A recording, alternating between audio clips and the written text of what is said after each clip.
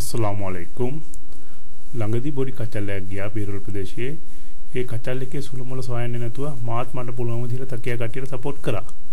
හේතුව මම දැනගෙන හිටියේ නෑ කුර්ආන් එකේ මොනවද තියෙන්නේ හදීස් කියන්නේ මොකක්ද කියලා.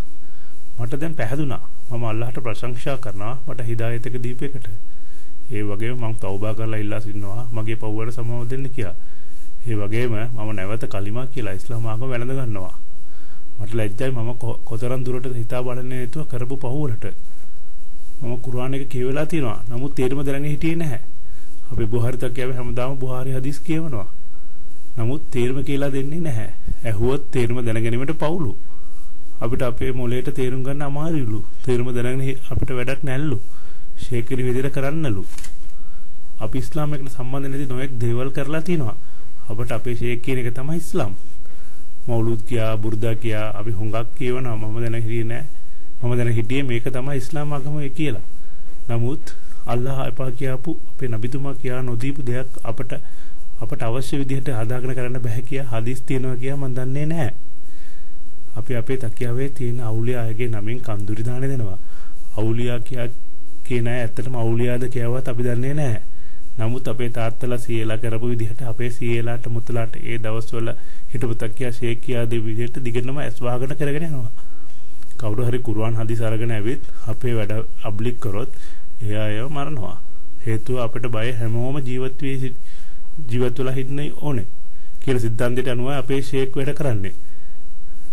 අපේ ෂේක් නම් කියන්නේ තකියා කට්ටිය හැර වෙන කවුරුත් නියම මුස්ලිම් නැහැ කියා. අපි කොච්චර වැරදි කරත් අපේ ෂේක් අපිව ස්වර්ගයට එක්කනවා කියා බොරු විශ්වාසයක් අපිට තියෙනවා. ඇත්තම කියනවා නම් කවදාවත් ෂේක් ජුම්මා එකට යන්නේ නැහැ. එතන සල්ලි තියලත් වෙන පිටරවලට ගිහින් ආවත් හජ් යන්නේ නැහැ. කුර්ආන් පොත කියවන්නේ නැහැ. සමහර විට සලාතේටත් එන්නේ නැහනේ. හේතුව අහන්න අපිට බයයි. අපි ෂේක්ගෙන් ප්‍රශ්න ඇහුවොත් අපිට යම්කිසි විනාශයක් ඇති වෙනවා කියලා අපිව බය කරවලයි තියෙන්නේ. එහෙම බොරු කටකතා කරාමත් තියනවා කියලා මිනිසුන්ව මුලා කරලා රවටලා අපි වහල්ලු හැටියට පත් කරගෙන ඉන්නේ. මොනවා හරි පොඩි අසාමාන්‍ය දෙයක් සිදු වුණොත් අප ඒකට ඇස්කන් ආසය තියලා තව ඩෙවලොප් කරලා ඒ දේ සිදුුනේ කරාමත් නිසායි ඒ අය එහෙම කියපු මෙහෙම කරපු නිසා මේක සිදුුනේ කියා මිනිස්සුම බය ගන්නවනවා. පරණ කාලේ මිනිස්සු මේවා වැඩි හිතන්නේ නැතුව කරගෙන ගියා. දැන් කාලේ කුර්ආන් හදීස් ගැන හැමෝම දැනගෙන ඒවා පිළිපදින්න උනන්දු වෙන නිසා දැන් කාලේ කුර්ආන් හදීස් තේරුම ඕනෑ භාෂාවලින් ලැබෙන නිසා බොරුවට ඉස්ලාමයේ එපිට ආගම් කරගෙන යන්න බෑ. මං නම් හිතන්නේ කුර්ආන් හදීස් තේරුම දැනගත්තොත් බුහාරි තකියා එකට ප්‍රශ්න ඇති වෙයි කියා හිතා තමයි ෂේක්ලා අපිට කුර්ආන් හදීස් තේරුම කියන්නේ නැත්තේ. බුර්දා මවුලුද් කන්දුරි කත්තම් යන හැම දෙයක්ම කවුදෝ ලියලා තියෙනවා. අපිට ඒවා ගැන ඉගෙනීම් කරනවා. නමුත් මේවා කුර්ආන් එකට හදීස් වලට සම්බන්ධ නැති බව තේරෙන්නේ දැනුයි. අපි අපේ ෂේක් හැර ඔහුගේ වචනේ හැර වෙන කිසි දෙයක් අහන්නේ නැතුව ඒකට අහන්නවත් කැමති නැහැ. කවුරු කුර්ආන් එක ගැන හදීස් ගැන අපිට වටහලා දෙන්න ආවත් අපි ඒවට අප්‍රියයි. අපිට අපේ ෂේක්ගේ ආගමයි වටින්නේ. මන් දන්නේ නැහැ ඇයි තකියා මිනිස්සු මෙච්චර මෝඩයෙන් කියා. මමත් හිටියා තමයි. කොහොම හරි බේරුණා. අල්ලාහ් තාලාට ස්තුතියි. අපි අපේ ෂේක්ව තරම් වෙන කාවවත් දන්නේ නැහැ. අපිට ඒවා කියලා දෙන්න කවුරු උත්සාහ කළත් වැඩක් නැහැ. අපි කල්පනා කරන්නේත් නැහැ. ඒව ඇත්තද කියලා හොයලා බලන්නේත් නැහැ. මට දැන් පිටරට ඇවිත් යහළුවන් වාසය කරන්න පුළුවන් වුණ නිසා ෂේක්ට හොරේ මම කුර්ආන් පොත කියවලා ඒවයේ තේරුම දැනගන්නවා. හදීස් කියවලා තේරුම් ගන්නවා. මම පිටරට යනකොටත් ෂේක්ට කියලා යාවේ. ඔහු මට කිව්වා කොහේ ගියත් කවුරු කිව්වත් කුර්ආන් හදීස් තේරුම දැනගන්න උත්සාහ කරන්න එපා කියලා. කුර්ආන් හදීස් ගැන අවබෝධ වුණු අයත් එක්ක ආශය කරන්නත් එපා කිව්වා. ඔවුන් සමග විවාද වලට යන්න එපාත් කියලා කිව්වා. දැනුයි තේරුනේ මට මේවා කියලා තින්නේ මගේ හොඳට නෙවෙයි කියලා. ෂේතන් ෂේක්ගේ හොඳටයි. මම මොනවා කරත් ෂේක් බලාගෙන ඉන්නවා කියා එයා බය කරා.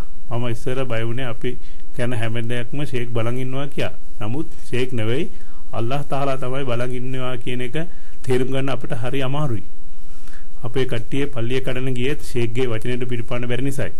24 වෙනිදා මස්ජිදුර් රහ්මාන් එකේ බයන් එක අහපු සමහර අය බුහාරි කන්දිරිට එරෙහිව බයන් තියපු නිසා බුහාරි කන්දිරි හරි කියා අපිට කියා ගන්න කුර්ආන් හදීස් මගින් පෙන්වන්න බැරි නිසාත් අපිට පොලිසිය රජයේ සමහර ලොක්කන්ගේ සහාය තියෙන නිසාත් අපි ගිහින් පල්ලිය කැඩුවා. හැමෝම මරන්න උත්සාහ කළා. නමුත් දෙන්නයි මැරුණේ. අනෙක් අය ඉතා බරපතල ලෙස තුවාල වුණා. එතන තිබ්බ මෝටර් බයික් සහ අපිට අතට හම්බ වෙන හැම දෙයක්ම ගිනි තිබ්බා. කුරාන් හදීස් පොතට ගිනි තිබ්බා. කුරාන් හදීස් තියෙන නිසානේ මේ තවහිද් කට්ටිය අපිට ඒවා වල අර්ථය කියා දෙන්නේ ඉන්නේ. ඒ නිසා ඒවටත් ගිනි තිබ්බේ. එතන තිබුණු පොඩි ක්ලිනික් එකකටත් ගිනි තිබ්බා. හේතුව තවහිද් කට්ටිය මිනිසුන්ට සේවය කිරීම අපිට ඉරිසියයි. අපිට අපේ ෂේක් පල්ලිය කඩන යන විට මොනවද මතුරලා ඒවායි වතුර අපිට ඇඟට ගහලත් ඒවා බොන්න දීලා අපේ ඇඟට ෂයිතන් ගුණය දීලා යව්වේ. ඒ නිසා අපිට මොනවත් වෙනුවෙන්නේ නැත්තේ. ඉදිරියට ආපු අය මැරුවා. කුරාන් පිච්චුවා. පල්ලිය කැඩුවා. ගිනි තිබ්බා. අපිට හොඳටම ෂයිතන් වෙහෙලා තිබුණේ.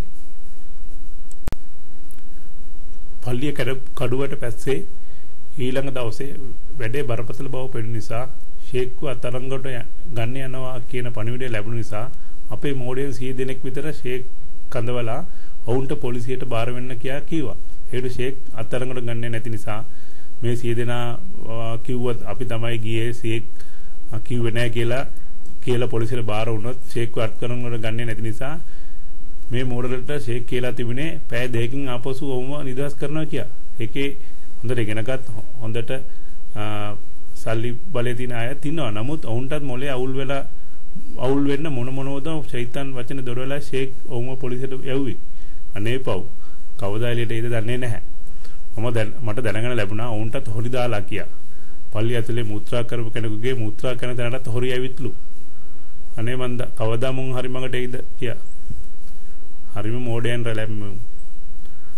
අපි පල්ලියේ ප්‍රශ්න ඇති කරලා තාම අපේ වැරදි වහන්න බයන් එකට දොස් කියවනවා. කුරුවන් පුච්චලා ඒ පිච්චුවේ වෙන කුරුවන් කියවනවා. මිනිස්සු මරලා ඒ අයම මරාගෙන කියනවා. අපිට කඩට එන ඕනේ බොරුවක් දොරවනවා. මේකෙන් ගැලවෙන්න අපි සල්ලි බලේ පාවිච්චි කරලා කොහොම හරි එළුවෙක්ව බල්ලෙක් කරලා හරි පෙන්වනවා. ඒකට මොනවා හරි කතා ගොතලා කරාමත් කියා මිනිස්සුන් බය ගන්නවනවා. කුර්ආන් හදීස් එකේ නැති උනත් අපි පල්ලිය කැඩීමට හේතුව ගොතලා හරි පෙන්වනවා. කුර්ආන් හදීස් වහී මගින් අල්ලාහ් නබිතුමාට දීපු එක. නමුත් ඒ වගේ වහී අපේ ෂයිතන් ෂේක්ටත් තියෙනවා කිය අපි මෝඩියන් වගේ විශ්වාස කරනවා. ඒ විශ්වාසය එන්න අපි මොනවා හරි මිනිසුන්ට කරාමත් වැඩ පෙන්වනවා. ෂේක් අපිට බරකත් එක්ක අරන් දෙනවා කියලා ලොකු විශ්වාසයක් උඩ අපි ෂේක්ගේ අතින් කාලා ඉවර කරපු කෑම පෙරේතයෝ වගේ කනවා. ඔහු බීලා ඉවර කරපු වතුර අපි බෙදාගෙන බොනවා. ඔහු බීලා ඉවර කරපු වතුර හැමෝටම බෙදා ගන්න බැරි නම් තව වතුර බාල්දියකට ඒ වතුර මික්ස් කරලා ඒකෙන් වතුර බාල්දියට හුඟක් වැඩි වෙනවනේ. ඒකෙන් එතකොට අපි බෙදාගෙන බරකත් එකට ගෙදර ගිහින් හැමෝටම දීලා බොනවා. අපි බුහාරි තර්කයාවේ හවුදේකේ වතුරත් බරකත් එකට බොන්නට ගෙදර ගෙනියනවා. අපි ෂේක්ව මූණ ගැහෙන්න ගියොත් පැය ගණනාවක් බලා ඉන්න ඕනේ. ඔහු සමග කතා කරලා ආපහු හැරලා එන්න බෑ. පිටුවස්සල රිටර්න් එකේ ඇවිත් තමයි ඔහුව පෙරෙන්නේ නැති දුරකට ආවට පස්සේ තමයි හැරලා එන්නේ. ෂේක්ව පාරේ ගමන් කරනවා නම් අපි අත් බැඳගෙන නවතින්න ඕනේ. අවුව වැස්ස තිබුණත් නැතත් මහරය වුණත් ඔහුට කවුරු හරි කුඩයක් අල්ලන්න ඕනේ. කොහෙ ගියත් ඔහු වාඩි වෙන පුටුවකට සුදු රෙද්දක් දාන්න ඕනේ.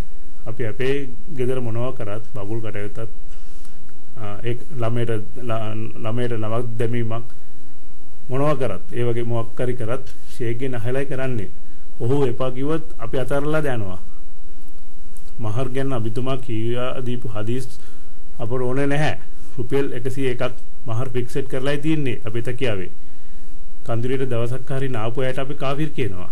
තකියායකට ආපුව අනිවාර්යයෙන් අර බත් දෙනෝනේ. ඒකේ නියත් අරගෙන ගෙදර ගිහිල්ලා හැමෝටම දෙන්න ඕනේ. එතකොට තමයි ඒගොල්ලෝ කාෆිර් නොවෙන්නේ. ඉතින් මට වැඩි කතා කරන්න ඕනේ නැහැ. මම ඉතින් හැමෝගෙම සමාවෙල්ලනවා. මම කරු වැරදි පව් වලට හැමෝම සමාව වෙන්න. අස්සලාමු අලයිකුම් වරහ්මතුල්ලාහි වබරකාතුහු.